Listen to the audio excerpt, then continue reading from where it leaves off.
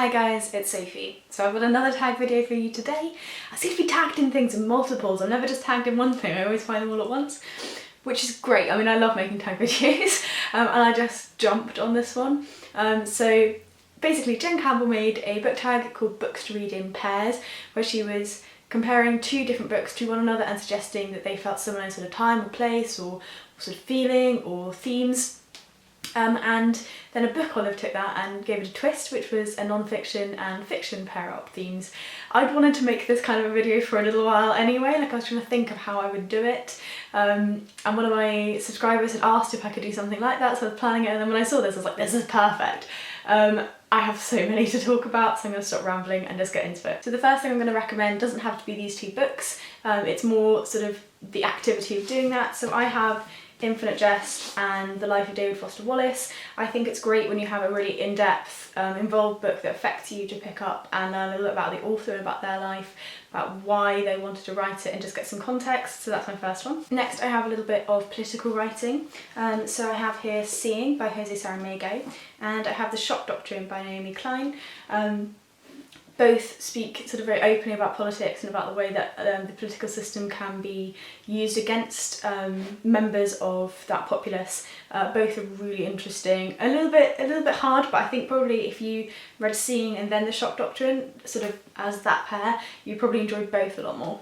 And the next one I have is A Girl is a Half-Formed Thing by Eva McBride and Girl Interrupted by Susanna Kaysen. I think if you're looking at a fictional portrayal of mental illness, it can be really helpful to have a memoir of mental illness together.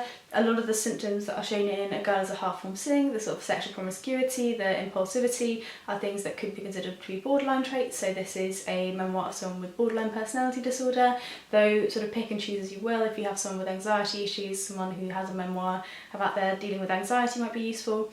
Same could be applied to people with physical disabilities or medical issues, illnesses, in that you get a better understanding of what it's like for that person and can also then relate to the character that you've enjoyed reading about. And the next two I have are ones that I read a lot when I was at school. I mentioned this in my last video, but it's A Hitchhiker's Guide to the Galaxy by Douglas Adams. And the other one I have is The Theory of Almost Everything by Robert Oeta. I'm not really sure, it's German.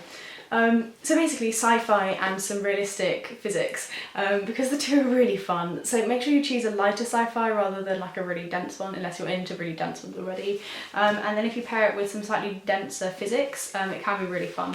Now physics, I know a lot of people freak out and a lot of people get scared by physics. Physics is great, especially theoretical physics. This particular one is talking about sort of the standard model, or trying to understand how all of the different rules and laws in physics could potentially tie up and make this one grand unified theory.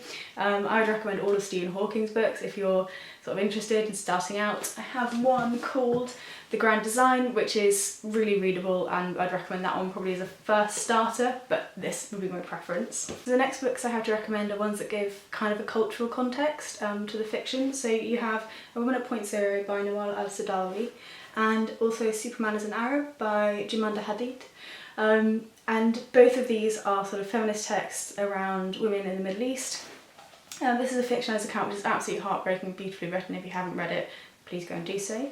And this is a very angry non-fiction text written about specifically the kind of pitfalls and sort of standard sort of feeling of Arab women and Arab men in the Middle East. So I thought both of these two together were really interesting, both also really short. And then the next is another one which is called sort of learning a bit more about how things come together. So I have 5s and 25 by Michael Peacher, which is a novel about a set of sort of Marines who are going through Iraq and their Iraqi interpreter.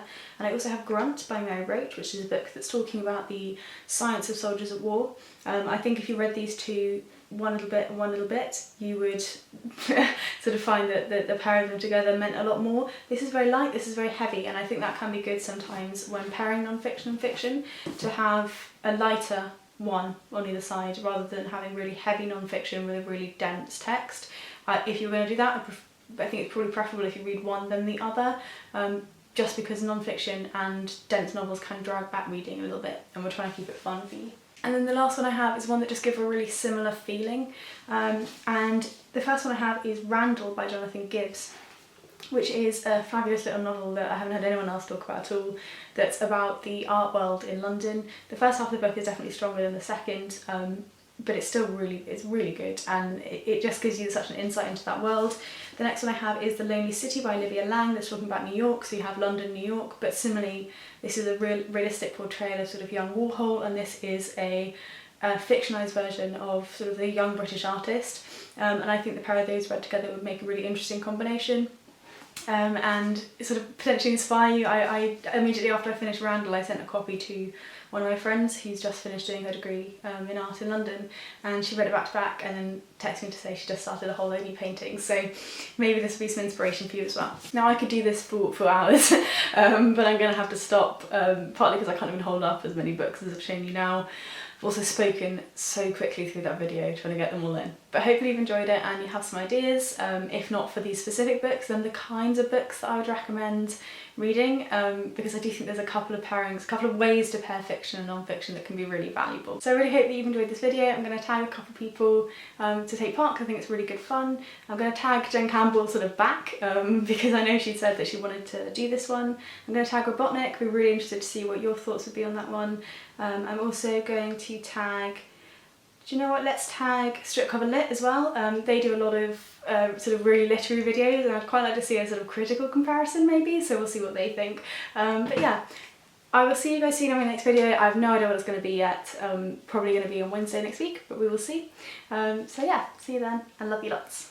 Bye bye.